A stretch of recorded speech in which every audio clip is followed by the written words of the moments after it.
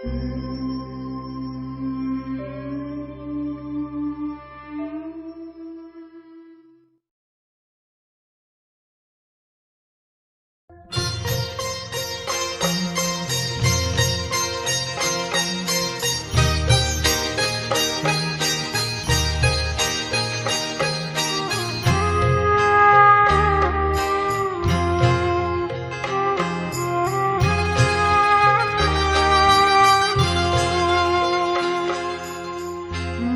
की आँखों ने देखा पास आकर आपके, मन की आँखों ने देखा पास आकर आपके, जिंदगी का रंग सुनहरा हो गया है आपसे,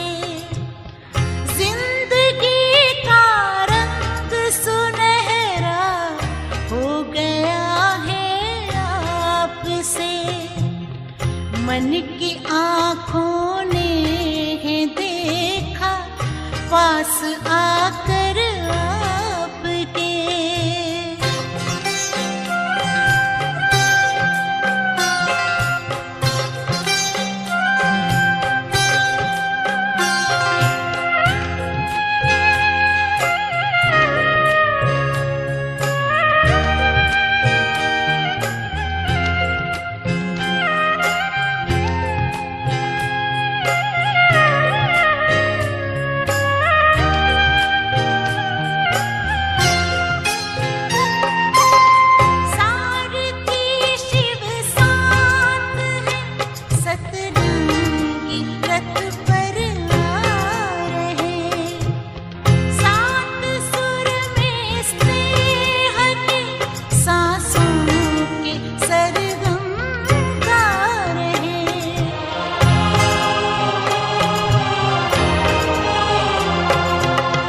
पाँव धरती पर कहाँ आंचल में है आकाश के, मन की आँखों ने देखा पास आकर आपके।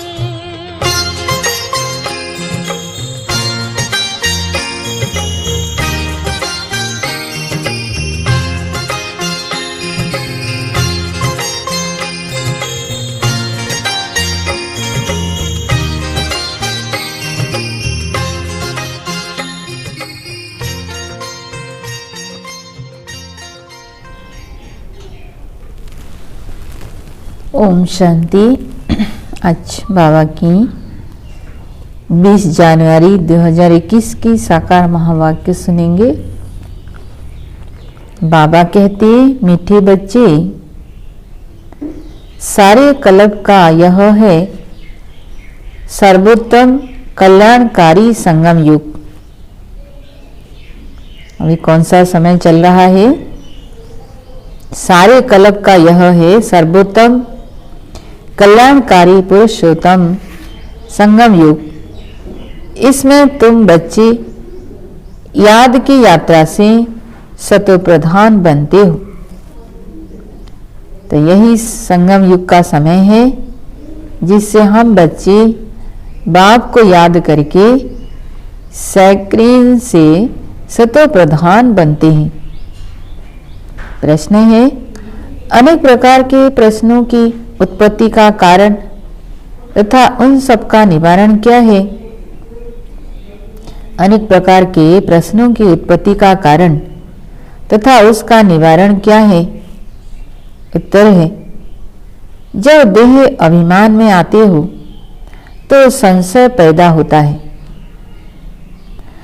और संशय उठने से ही अनेक प्रश्नों की उत्पत्ति हो जाती है। तो बाबा ने कहा है, अनेक प्रश्नों की जो उत्पत्ति होती है उसका भी कारण है देह अभिमान। देह अभिमान में आते हैं तो संशय पैदा होता है। जब मन में संशय उठता है तो प्रश्न की उत्पत्ति होती है। बाबा कहते, मैंने तुम बच्चों को जो धंधा दिया है पति से पावन बनो और बनाओ। इस धंधे में रहने से सब प्रश्न समाप्त हो जाएंगे। बाबा ने कहा है, बाबा ने हमको धंधा दिया है पति से पावन बनाने का, और इस धंधे में हम बिजी रहते हैं तो सब प्रश्न समाप्त हो जाएंगे।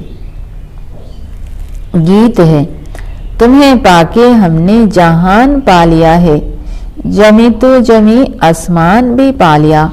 ओम शांति। मीठे मीठे रूहानी बच्चों ने गीत सुना। यह किसने कहा? मीठे मीठे रूहानी बच्चे। जरूर रूहानी बाप ही कह सकते हैं। मीठे मीठे रूहानी बच्चे अभी सम्मुख बैठे हैं और बाप बहुत प्यार से समझा रहे हैं। अब तुम जानते हो, सिवाय रूहानी बाप के सर्वों को सुख शांति देने व सर्वों को इस दुख से लिबरेट करने वाला दुनिया भर में और कोई मनुष्य हो नहीं सकता। इसलिए दुख में बाप को याद करते रहते हैं। तुम बच्चे सम्मुख बैठे हो, जानते हो बाबा हमको सुखधाम के लायक बना रहे हैं। सदा सुखधाम का मालिक बनाने वाले बाप के सम्मुख आए हैं। अभी समझते हो, सम्मुख सुनने और दूर रहकर सुनने में बहुत फर्क है ना। जब सम्मुख सुनते हैं मधुबन में, बाबा के मुख से डायरेक्ट सुनते हैं तो कितना खुशी होती है, और दूर बैठे सुनते हैं तो बहुत फर्क पड़ते हैं। मधुबन में सम्मुख आते हो, मधुबन मशहूर है। मधुबन में उन्होंने कृष्ण का चित्र दिखाया है, परंतु कृष्ण है नहीं।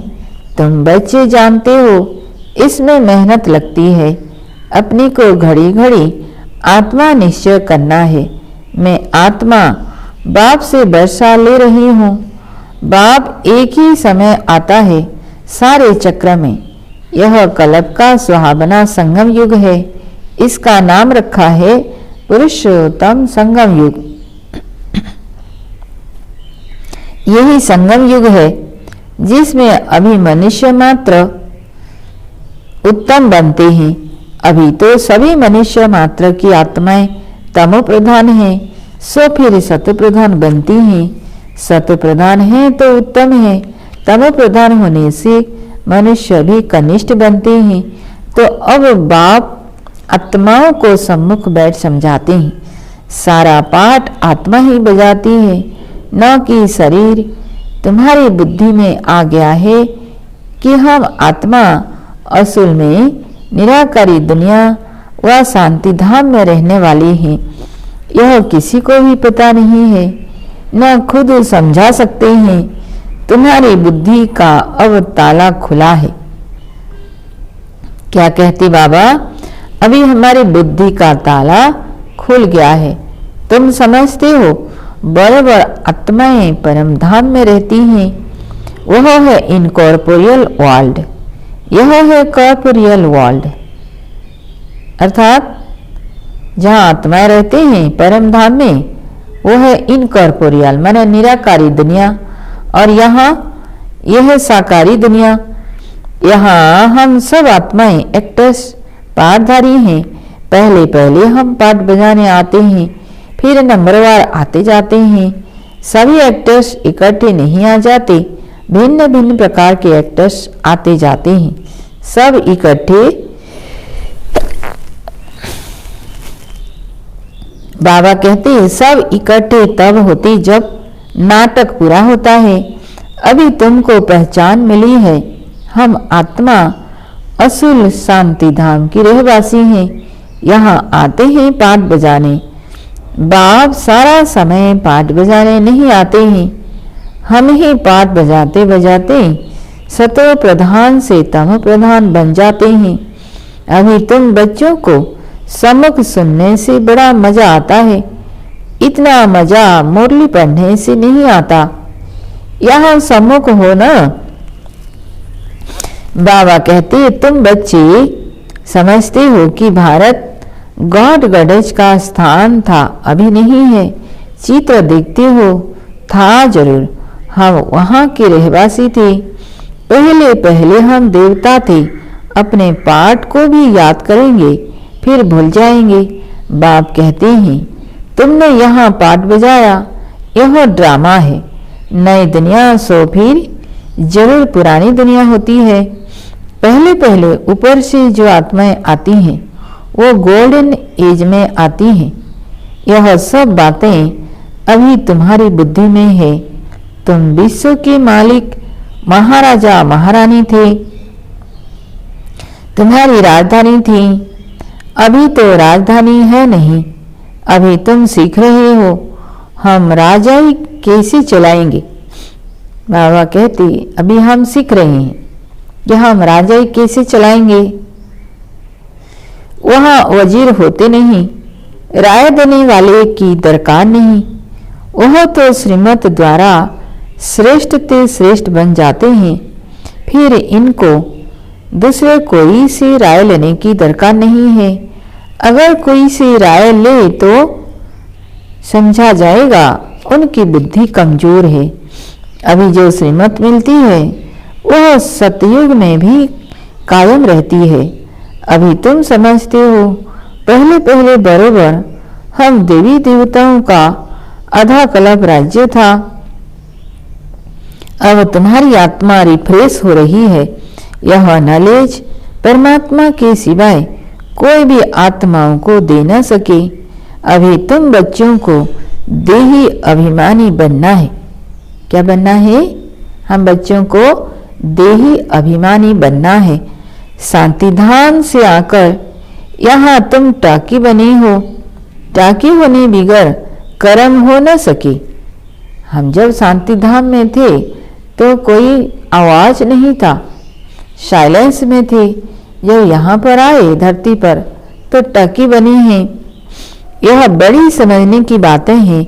जैसे बाप में सारा ज्ञान है वैसे तुम्हारी आत्मा में भी ज्ञान है। आत्मा कहती है हम एक शरीर छोड़ संस्कार अनुसार फिर दूसरा शरीर लेता हूँ। पुनर्जन्म भी जरूर होता है। आत्मा को जो भी पाठ मिला हुआ है वह बजाती रहती है। संस्कारों अनुसार दूसरा जन्म लेते रहते हैं। तो बाबा ने कहा है आत्मा को जो शरीर मिलता है, जो पाठ बजाती है संस्कारों अनुसार ही। आत्मा की दिन प्रतिदिन प्योरिटी की डिग्री कम होती जाती है। प्रतीत अक्षर द्वापर से काम में लाते हैं, फिर भी थोड़ा सा फर्क जरूर पड़ता है। तुम नया मकान बनाओ, 1 मास के बाद कुछ जरूर फर्क पड़ेगा। अभी तुम बच्चे समझते हो बाबा हमको वर्षा दे रहे हैं। बाप कहते हैं हम आए हैं तुम बच्चों को वर्षा देने। जितना जो पुरुषार्थ करेगा उतना पद पाएगा। बाप के पास कोई फर्क नहीं है ना। हम जितना पुरुषार्थ करेंगे, जैसा करेंगे वैसा पद पाएंगे। बाप जानते हैं हम आत्माओं को पढ़ाते हैं। आत्मा का हक है बाप से वर्षा लेने का। इसमें मेल फीमेल की दृष्टि यहाँ नहीं रहती। तुम सब बच्चे हो, बाप से वर्षा ले रहे हो। सभी आत्माएं ब्रदर्स हैं जिनको बाप पढ़ाते हैं, वर्षा देते हैं। बाप ही रूहानी बच्चों से बात करते हैं। हे लाडले मीठे सिकिलदे बच्चों, तुम बहुत समय पाठ बजाते बजाते अब फिर आकर मिले हो अपना वर्षा लेने। यह भी ड्रामा में नोंद है। शुरू से लेकर पाठ नोंधा हुआ है। तुम एक्टर्स पाठ बजाते एक्ट करते रहते हो। बाबा कहते आत्मा अविनाशी है। इसमें अविनाशी पाठ नोंधा हुआ है। शरीर तो बदलता रहता है, बाकी आत्मा सिर्फ पवित्र से अपवित्र बनती है, पतित बनती है। सतयुग में है पावन। इसको कहा जाता है पतित दुनिया। जब देवताओं का राज्य था तो वाइसलेस वर्ल्ड थी, अभी नहीं है। यह खेल है ना, नई दुनिया सो पुरानी दुनिया, पुरानी दुनिया फिर नई दुनिया। अभी सुख धाम स्थापन होता है, बाकी सब आत्माएं मुक्ति धाम में रहेगी। अभी यह बेहद का नाटक आकर पूरा हुआ है, सब आत्माएं मच्छरों में सल जाएंगी। इस समय कोई भी आत्मा आए तो पतित दुनिया में उनकी क्या वैल्यू होगी? वैल्यू उनकी है जो पहले पहले नई दुनिया में आते हैं, है ना। वैल्यू किनकी होगी? जो पहले पहले नई दुनिया में सतयुग में आते हैं। तुम जानते हो जो नई दुनिया थी वह फिर पुरानी बनी है। नई दुनिया में हम देवी देवता थे, वहां दुख का नाम नहीं था। यहाँ तो अथाह दुख है। बाप आकर दुख की दुनिया से लिबरेट करते हैं। यह पुरानी दुनिया बदलनी जरूर है। तुम समझते हो बराबर हम सतयुग के मालिक थे, फिर 84 जन्मों के बाद ऐसे बने हैं। अब फिर बाप कहते हैं मुझे याद करो तो तुम स्वर्ग के मालिक बनेंगे। तो हम क्यों ना अपने को आत्मा निश्चय करें और बाप को याद करें। कुछ तो मेहनत करनी होगी ना। राजा ही पाना कोई सहज थोड़े ही है। बाबा कहते राजा ही पाना कोई सहज थोड़े ही है। बाप को याद करना है। यह माया का वंडर है जो घड़ी घड़ी तुमको भुला देती है। बाबा कहते उसके लिए उपाय रचना चाहिए। ऐसे नहीं मेरा बनने से याद जम जाएगी, बाकी पुरुषार्थ क्या करेंगे? नहीं, बाबा क्या कहते ऐसा भी नहीं जो हम बाबा के बनने से याद जम जाएगी। तो पुरुषार्थ तो करना ही पड़ेगा। जब तक जीना है पुरुषार्थ करना है, ज्ञान अमृत पीते रहना है। यह भी समझते हो हमारा यह अंतिम जन्म है। इस शरीर का भान छोड़ देही अभिमानी बनना है। गृहस्थ व्यवहार में भी रहना है। पुरुषार्थ जरूर करना है। सिर्फ अपने को आत्मा निश्चय कर बाप को याद करो। त्वमेव मातश्च पिता त्वमेव बंधुश्च सखा त्वमेव। यह सब है भक्ति मार्ग की महिमा। तुमको सिर्फ एक अलग को याद करना है। एक ही मीठी स्क्रीन है। सी बाबा क्या है? बहुत मीठी स्क्रीन। और सब बातें छोड़ एक स्क्रीन बाप को याद करो। अभी तुम्हारी आत्मा तमो प्रधान बनी है। उनको सत्व प्रधान बनाने के लिए याद की यात्रा में रहो। सबको यही बताओ, बाप से सुख का बरसा लो। सुख होता ही है सतयुग में। सुखधाम स्थापन करने वाला बाबा है। बाप को याद करना है बहुत सहज, परंतु माया का अपोजिशन बहुत है। इसलिए कोशिश कर मुझ बाप को याद करो तो खाद निकल जाएगी। सेकंड में जीवन मुक्ति गाया जाता है। हम आत्मा रूहानी बाप के बच्चे हैं, वहाँ के रहने वाले हैं। फिर हमको अपना पाठ रिपीट करना है। इस ड्रामा के अंदर सबसे जास्ती पाठ हमारा है ना। बाबा कहते हम ही शुरू से लेके आदि से अंत तक पाठ बजाया है, सतयुग से लेके कलयुग अंत तक। तो इस ड्रामा में हमारा पाठ सबसे ज्यादा है। सुख भी सबसे जास्ती हमको मिलेगा। बाप कहते हैं तुम्हारा देवी देवता धर्म बहुत सुख देने वाला है और बाकी सब शांति धाम में ऑटोमेटिकली चले जाएंगे। हिसाब किताब चुक्त कर जास्ती विस्तार में हम क्यों जाएं? बाप आते ही हैं सबको वापिस ले जाने। मच्छरों सदृश सबको ले जाते हैं। सतयुग में बहुत थोड़े होते हैं। यह सारी ड्रामा में नूंद है। शरीर खत्म हो जाएंगे। आत्मा जो अविनाशी है वह हिसाब किताब चुक्त कर चली जाएंगी। ऐसे नहीं कि आत्मा आग में पड़ने से पवित्र होगी, ऐसा भी नहीं। कि आत्मा को आग में डालेंगे तो पवित्र बन जाएगी। नहीं, ये तो योग अग्नि है। योग अग्नि में हम पड़ेंगे तो आत्मा पवित्र बनेगी। आत्मा को याद रूपी योग अग्नि से ही पवित्र होना है। योग की अग्नि है यह। उन्होंने फिर नाटक बैठ बनाए हैं। सीता आग से पार हुई। बाबा कहते आग से कोई थोड़े ही पावन होता है। बाप समझाते हैं तुम सब सीताएं इस समय पतित हो, रावण के राज्य में हो। अब एक बाप की याद से तुमको पावन बनना है। राम एक ही है। अग्नि अक्षर सुनने से समझते हैं। आग से पार हुई। कहाँ योग अग्नि, कहाँ वह आत्मा परमपिता परमात्मा से योग रखने से ही पति से पावन होगी। रात दिन का फर्क है। हेल में सब सीताएं रावण की जेल में सुख वाटिका में है। यहाँ का सुख तो काग विष्ठा के समान है, भेंट की जाती है। सड़क के सुख तो अथाह है। तुम आत्माओं की अभी शिव साधन के साथ सगाई हुई है तो आत्मा फीमेल हुई ना। शिव बाबा कहते हैं सिर्फ मुझे याद करो तो तुम पावन बन जाएंगे। शांति धाम जाए फिर सुख धाम में आ जाएंगे। तो बच्चों को ज्ञान रत्नों से झोली भरनी चाहिए। कोई भी प्रकार का संशय नहीं ले आना चाहिए। देह अभिमान में आने से फिर अनेक प्रकार के प्रश्न उठते हैं। फिर बाप जो धंधा देते हैं वह करते नहीं है।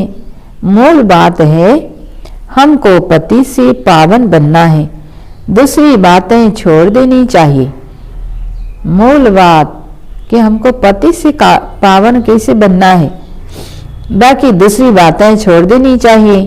राजधानी की जैसे रस्म रिवाज होगी वह चलेगी। जैसे महल बनाए होंगे वैसे बनाएंगे। मूल बात है पवित्र बनने की। बुलाते भी हैं हे पतित पावन। पावन बनने से सुखी बन जाएंगे। सबसे पावन है, सबसे पावन कौन है? देवी देवताएं। अभी तुम 21 जन्म के लिए सर्वोत्तम पावन बनते हो। इसको कहा जाता है संपूर्ण निर्विकारी पावन। तो बाप जो सीमा देते हैं उस पर चलना चाहिए। कोई भी संकल्प उठाने की दरकार नहीं। पहले हम पति से पावन तो बने। पुकारते भी हैं हे पतित पावन, परंतु समझते कुछ भी नहीं। यह भी नहीं जानते पतित पावन कौन है। यह है पतित दुनिया, वह है पावन दुनिया। मुख्य बात है ही पावन बनने की। पावन कौन बनाएंगे यह कुछ भी पता नहीं। पतित पावन कह बुलाते हैं, परंतु बोलो तुम पतित हो तो बिगड़ पड़ेंगे। अपने को विकारी कोई भी समझते नहीं है ना। किसी को अगर हम कह देंगे तुम पतित हो तो क्या होगा? बिगड़ पड़ेंगे। बाबा कहते हैं गृहस्थी में तो सब थे। राधा कृष्ण लक्ष्मी नारायण को भी बच्चे थे ना। वह योग बल से बच्चे पैदा होते हैं। यह भूल गए कि सतयुग में योग बल से बच्चे पैदा होते हैं। यह लोग भूल गए हैं। उनको वाइसलेस वर्ल्ड स्वर्ग कहा जाता है। यह है शिवालय। बाप कहते हैं पति दुनिया में एक भी पावन नहीं। यह बाप तो बाप टीचर और सदगुरु हैं जो सबको सदगति देते हैं। वह तो एक गुरु चला गया तो फिर बच्चे को गद्दी देंगे। अब वह कैसे सदगति में ले जाएंगे? सर्व का सदगति दाता है ही एक। सतयुग में सिर्फ देवी देवता होते हैं। बाकी इतनी सब आत्माएं शांति धाम में चली जाएंगी। रावण राज्य से छूट जाते हैं। बाप सबको पवित्र बना कर ले जाते हैं। पावन से फिर फट से कोई पतित नहीं बनते हैं। नम्रवार उतरते हैं। सतो प्रधान से सतो रजो तमो तुम्हारी बुद्धि में 84 जन्मों का चक्र बैठा है। तुम जैसे अब लाइट हाउस हो, ज्ञान से इस चक्र को जान गए हो कि यह चक्र कैसे फिरता है। अभी तुम बच्चों को और सबको रास्ता बताना है। सब नयाए हैं। तुम पायलट हो। क्या कहते बाबा कि सभी आत्माएं हैं, नयाए हैं और उनको पार ले जाने वाले हम पायलट हैं, रास्ता बताने वाले। सबको बोलो आप शांति धाम सुख धाम को याद करो, कलियुग दुख धाम को भूल जाओ। ये कलियुग दुख धाम है, इसको भूल जाओ। सुख धाम को याद करो और शांति धाम को याद करो, क्योंकि वहां हमें जाना है। अच्छा, मीठे मीठे से लधे बच्चों प्रति माता पिता बाप दादा का याद प्यार और गुड मॉर्निंग। रूहानी बाप की रूहानी बच्चों को नमस्ते। हम रूहानी बच्चों की रूहानी बाप दादा को याद प्यार गुड मॉर्निंग और नमस्ते नमस्ते। धारणा के लिए मुख्य सार,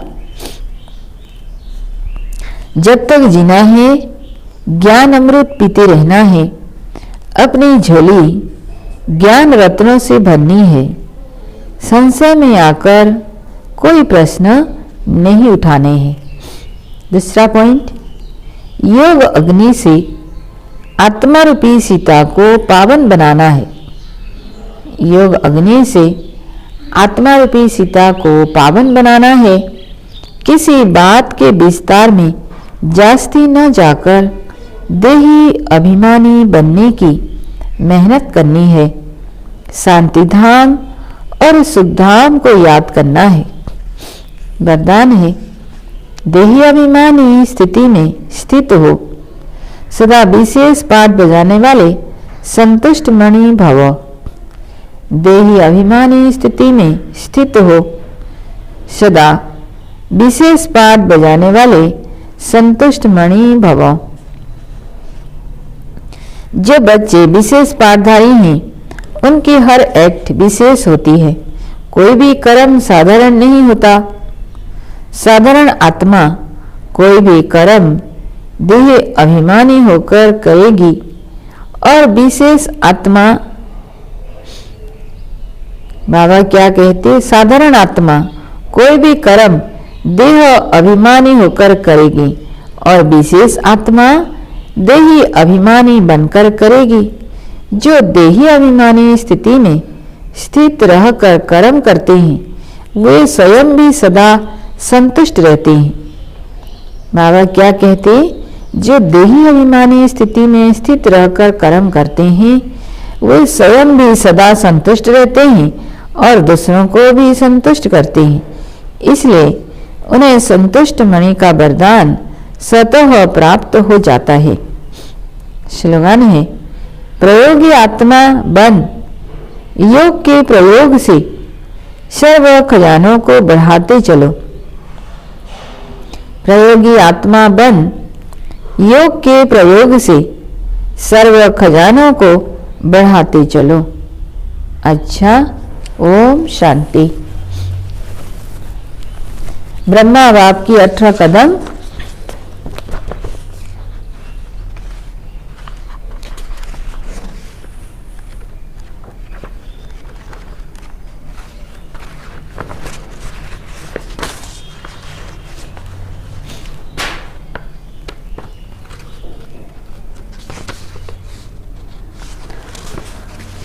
आज ब्रह्मा बाबा की 19 नंबर कदम है।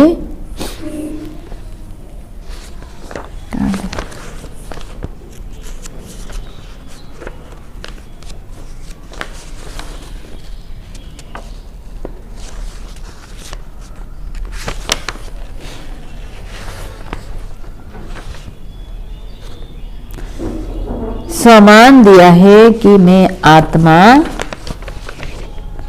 शुभ चिंतक मणि हूँ ये ब्रह्मा बाबा की 19 नंबर कदम।